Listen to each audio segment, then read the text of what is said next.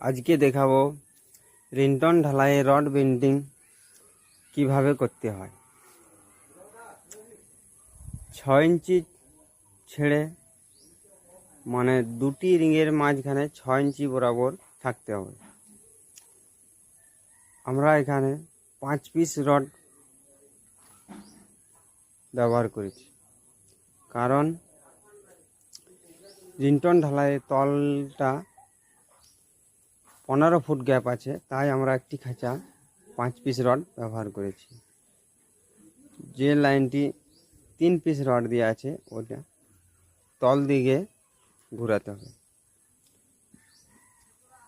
Rod bending আমাদের প্রায় শেষ। ভিডিওটা করলাম আপনাদের উপকারে যদি লাগে তাই করলাম।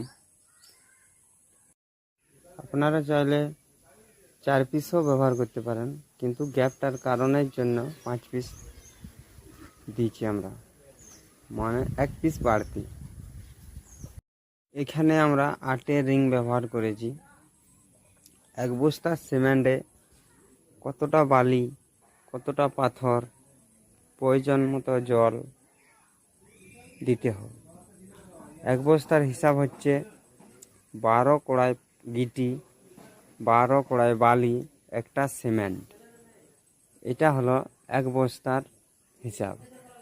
আপনারা হিসাব করে এবার করে নেবেন। আমি 1 বস্তার হিসাব দিলাম।